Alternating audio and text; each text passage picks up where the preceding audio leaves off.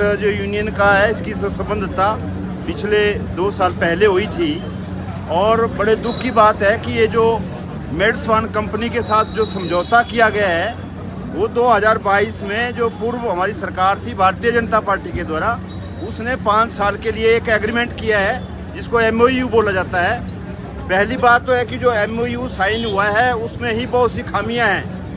अभी 6 फरवरी को हमारा सीटू का प्रतिनिधिमंडल और जो यूनियन के पदाधिकारी हैं वो स्वास्थ्य मंत्री जो डॉक्टर धनीराम शांडिल हैं और जो स्वास्थ्य सचिव हैं उनसे शिमला में मिले हैं और उसमें एक बहुत बड़ी खामी है कि ये जो मिनिमम वेज होता है जो आज की डेट में हिमाचल प्रदेश में 425 रुपये दैनिक है, जो महीने का 13,750 रुपये बनता है, उसके अलावा उसमें अगर ओवर टाइम होता है तो 2 गुना मिलता है। 2 घंटे का तो 4 घंटे का वेतन मिलेगा, 4 घंटे तो 8 का मिलेगा। मगर बड़े दुख की बात है कि वो जो समझौता किया गया है, MOU किया गया है, उसमें ये जो ओवर टाइम है उसको उसी सैलरी के अंदर, वेतन के अंदर शामिल कर दिया है। तो हमने मांग की है कि उस समझौते को अमेंड किया जाए, बदला जाए और जो नियम है सरकार के श्रम विभाग के उसके तहत उसको किया जाए। तो उसके बारे में हालांकि उन्होंने हामी भरी थी कि इस पर हम जल्दी कुछ करेंगे, पर क्योंकि ये मांग हम पिछले 2 साल से कर रहे हैं, कोर्ट के फैसले आ चुके हैं यूनियन के कर्मचारियों के पक्ष में। जो मेड्सवान कंपनी है और जो नेशनल हेल्थ मिशन है जिसके तहत एम्बुलेंस पूरे देश में चल रही हैं, वो इस समझौते को और कोर्ट के फैसलों को भी लागू नहीं कर पा रहा है। और उसमें सबसे बड़ी चिंता की बात यह है कि हमारी जो प्रदेश की सरकार है जो अपने आप को मजदूरों के और किसानों के पक्ष की बात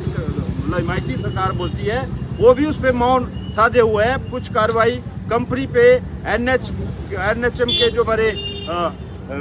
प्रबंधक मैनेजर हैं उनके बारे में नहीं कर रही है। तो इसलिए ये 5 दिन की हड़ताल ही है। जैसे आपको जानकारी हमने पहले दी है कि 4 दिन जिला स्तर पे ये आंदोलन चल रहा है और 5वां जो दिन है ये जो हमारा NHM का जो हेड ऑफिस है शिमला के अंदर उसका घेराव किया जाएगा और जब तक मांगे नहीं मानी जाती है तब तक वहाँ से ये जो हड़ताली कर्मचारी हैं नहीं उठेंगे, ये हमने तय किया है। इसलिए हमारा इस मीडिया बाइट के माध्यम से कहना है हिमाचल की सरकार को, उसमें तुरंत वो इंटरवीन करे और जो NHM है उनके साथ और कंपनी के साथ जो समझौता है उसको रद्द करके अमेंड करके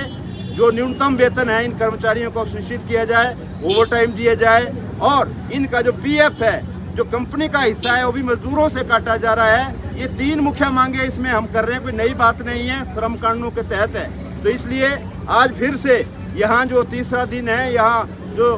कंपनी की जो शव यात्रा निकाली गई या पुतला दहन किया गया है, एक सांकेतिक तौर पे हम ये कह रहे हैं कि धीरे धीरे जो आंदोलन है और उग्र होगा अगर सरकार, कंपनी और जो नेशनल हेल्थ मिशन है इन मजदूरों की मांगों को पूरा नहीं करता है। तो इसलिए जल्दी से इनकी मांगों को पूरा किया जाए। धन्यवाद।